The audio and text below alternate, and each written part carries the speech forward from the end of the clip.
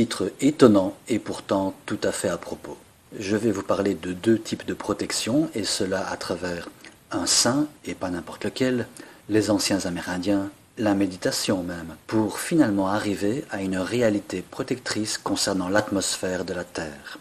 Bien souvent, nous voulons agir avec de bonnes intentions. Nous voulons quelque chose de meilleur pour l'autre ou pour nous-mêmes. Pour cela, de bonne foi donc, nous nous basons parfois sur des évidences ou sur ce qui nous paraît être des évidences parce que tout le monde a toujours fait comme cela. Ainsi, nous voulons naturellement protéger nos enfants de ce monde qui marche à l'envers. Pour cela, nous avons créé entre autres une protection de type bulle, artificielle, dans laquelle nous y avons mis nos enfants et parfois nous-mêmes. Ce genre de bulle, séduisante, agréable, chimérique, a donc pour fonction de mettre quelques étoiles dans les yeux de nos enfants, ce qui est tout à fait louable. Et puis, la réalité apparaît, et les étoiles tombent une à une. La création de cette bulle de protection brillante et éphémère a commencé pour bon nombre d'enfants avec Saint Nicolas. Alors que s'est-il passé? Nous avons offert à nos enfants une magie, mais qui s'est accompagnée d'un mensonge, et pas n'importe lequel. Car le jour où les parents ont annoncé à leur enfant que toute cette histoire de Saint-Nicolas était tout simplement fausse, l'inconscient de l'enfant a engrammé l'information fondamentale que l'adulte pouvait être un menteur. Et peut-être même tous les adultes, puisqu'ils découvrent que tous les autres enfants, ou presque, sont dans la même situation. Le choc est en fait profond et lourd d'impact. Jusqu'à ce moment, l'enfant a encore normalement un haut niveau de confiance envers ses parents, et ce consciemment et inconsciemment. Et puisque l'enfant est encore totalement dépendant de ses parents, il va refouler ce mensonge et se concentrer sur les choses plus matérielles, pratiques, offertes par ses parents. En somme, si les cadeaux, les attentions ou les bonnes choses à manger sont toujours là, l'enfant en sera satisfait. Mais de l'autre côté, dans les profondeurs du psychisme, quelque chose a été détruit. Si les adultes mentent, même si cela est voulu à bon escient, jusqu'où les bons mensonges se sont-ils répandus dans le monde? Et où peut-on placer sa confiance? Mais n'y aurait-il pas une autre forme de protection, plus efficace? C'est ici que l'éducation des Amérindiens peut nous apporter ses bienfaits, ou du moins les anciens Amérindiens qui vivaient encore dans leurs espaces naturels. Beaucoup plus terre à terre, les parents amérindiens expliquaient à leurs enfants le monde tel qu'il était, sans aucun artifice. Dès que les enfants étaient en âge de comprendre, on leur décrivait comment était le monde à l'extérieur de l'endroit où ils vivaient, certes sans trop de détails. Cela appelle à une autre logique, celle de connaître consciemment le monde en vue de mieux s'y préparer, pour mieux l'affronter sans être pris au dépourvu. Pourtant, les enfants amérindiens ne vivaient absolument pas dans un monde dénué de magie, de protection et de bienveillance. Au contraire, la symbiose qu'ils entretenaient avec leur environnement était déjà en soi une certaine magie, non illusoire. Au sein d'une même tribu, la symbiose qu'ils entretenaient facilement entre eux du fait qu'aucun mensonge fondamental n'ait pu semer la cisanie, représentait une belle harmonie également. Et le type de vision spirituelle qu'ils avaient de la nature et ses esprits, centré là encore sur le respect et l'harmonie, ajoute une touche de magie supplémentaire pour les petits et les grands. En somme, il s'agit d'une forme de protection informative que l'on peut qualifier d'intégrante. Alors que la protection des enfants et d'autres personnes sous forme d'une bulle illusoire qui se révélera destructrice car elle sape des fondations du psychisme, est une protection de type contre des informations ou d'autres choses que l'on croit qu'il faut repousser sans cesse, avec pour effet que ce à quoi on résiste persiste, bref, contre une réalité que l'on ne veut pas voir et dont on voudrait qu'elle n'existe pas. Au contraire, l'éducation à l'ancienne des Amérindiens offrait à ses enfants une forme de protection qui fait corps, qui prend en compte la réalité dérangeante, juste pour ce qu'elle est, qui prend en compte tout ce qui nous environne. Ils expliquaient à leurs enfants le monde tel qu'il est, sans fausse pudeur, tout en mettant l'accent sur leur façon de vivre. Ces enfants étaient donc plus lucides et ne subissaient pas le choc névralgique inconscient de ce mensonge fondamental. Nous sommes donc ici en présence d'une forme de protection qui reconnaît pleinement ce qui est autour de soi, que cela soit agréable ou pas. On peut y voir un lien avec la méditation de pleine conscience. Alors que certaines méditations ont pour but de créer une bulle de bien-être où l'on s'en déconnecte de la réalité terrestre, avec donc un retour parfois brutal à cette réalité une fois la bulle éphémère crevée, la méditation de pleine conscience, au contraire, intègre tout ce qui se passe dans l'espace autour de soi. Sans distinction de ce qui est positif ou pas, elle accueille simplement ce qui est.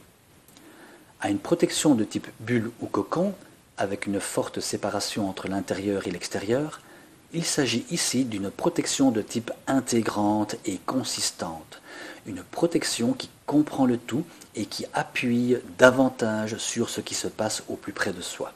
Une protection qui reconnaît que toutes ces réalités sont d'autant plus consistantes qu'elles sont proches de nous, et que par conséquent, les plus externes ne nous touchent pas vraiment. Alors que les couches de réalité les plus éloignées ne représentent plus qu'une vague existence, celles que l'on a choisi de vivre nous épousent littéralement de leur densité. Plus les couches de réalité sont proches de nous, et plus elles sont consistantes, plus elles représentent une protection qui est à chaque fois plus efficace pour nous-mêmes, jusqu'aux réalités les plus immédiates qui nous imprègnent littéralement de leur présence. Non seulement il n'y a plus besoin de se protéger à outrance contre de lointaines réalités désormais reconnues pour ce qu'elles sont, et donc dégrossies, mais aussi la protection véritable réside au sein des réalités les plus denses avec lesquelles nous vivons quotidiennement. En quelque sorte, je viens de vous métaphoriser de façon résumée l'effet progressif de masse atmosphérique. Car en climatologie aussi, il est question de deux types de protection possibles pour expliquer pourquoi nous avons, ici au sol, une température moyenne mondiale confortable de 15 degrés. Et de la même façon que nous avons reçu automatiquement une éducation voulue pour notre bien, nous avons évidemment tous en tête un effet de serre protecteur pour nous expliquer pourquoi les températures de l'espace ne nous tombent pas sur la tête. En fait, lorsque l'on regarde les températures qui existent au-dessus de nous, elles sont pour la plupart loin d'être commodes, et c'est presque un réflexe de dire qu'il faudrait s'en protéger. Mais examinons ces diverses réalités qui sont présentes dans l'atmosphère de la Terre en remontant le profil des températures moyennes. Nous avons plus 15 degrés au sol, puis la température diminue pour afficher moins 55 degrés vers 12 km d'altitude.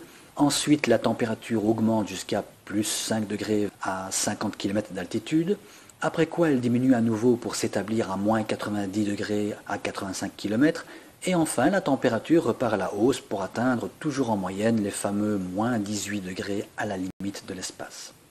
Si l'on considère une protection de type contre, alors contre laquelle de ces températures devrait-on se protéger? L'effet de serre nous dit que sans lui, nous aurions ces moins 18 degrés du dessus, ici au sol. L'effet de serre est, à la base, un concept qui explique qu'il y a quelque chose de spécial, qu'il y a un phénomène particulier dans l'atmosphère qui nous protège contre cette température de l'espace située à des centaines de kilomètres au-dessus de nos têtes. Mais entre cette réalité spatiale et la réalité au sol, il existe une multitude d'autres réalités. Il existe une multitude de températures différentes dont on voit les valeurs extrêmes sur le profil en zigzag que j'ai cité au-dessus. Alors, contre laquelle de toutes ces couches atmosphériques devrait-on se protéger? Cela n'a pas de sens de dire qu'il faudrait se protéger contre l'une de ces températures plutôt qu'une autre. Et donc, dire que l'on devrait se protéger contre celle qui est la plus lointaine est encore plus vide de sens. Si on adopte au contraire une protection de type intégrante, consistante, on s'aperçoit que la protection réside dans ce qui nous touche au plus près quotidiennement. Un habitant d'une vallée devrait-il même se protéger contre la température qui règne au sommet de sa montagne? La protection réside plus simplement au sein des couches atmosphériques qui sont les plus proches de nous. Ces basses couches atmosphériques constitue la protection en elle-même. Et ceci est encore plus vrai lorsque l'on prend en compte la densité de l'air.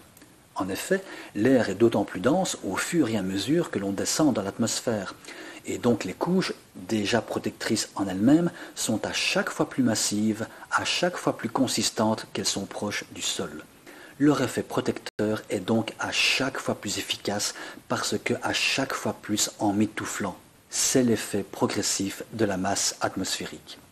Et au bout du compte, puisque même l'air froid qui existe à seulement 5 km d'altitude, là où l'air est 2 fois moins dense, ne se fait pas sentir à nous. La meilleure de toutes ces protections atmosphériques est celle de la dernière couche d'air qui nous touche directement, qui nous emmitoufle littéralement de sa grande consistance.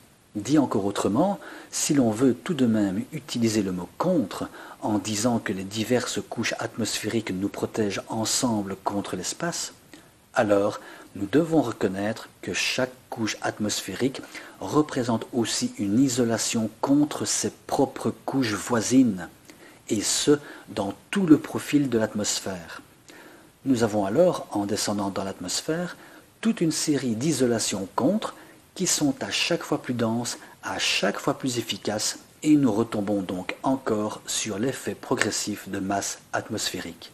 La protection de type contre ne peut avoir de sens que localement, en opposant une couche à sa voisine, mais disparaît globalement en se dissolvant avec proportionnalité dans la totalité de la colonne atmosphérique. Dans ma dernière vidéo, j'ai décrit en détail ce qu'est l'effet progressif et même le double effet progressif de masse atmosphérique. J'ai expliqué notamment que plus on monte dans l'atmosphère et moins les températures existent, puisque l'air y est moins dense. Dans une prochaine vidéo, je reprendrai ces mêmes explications, mais en étant axé sur les flux de chaleur.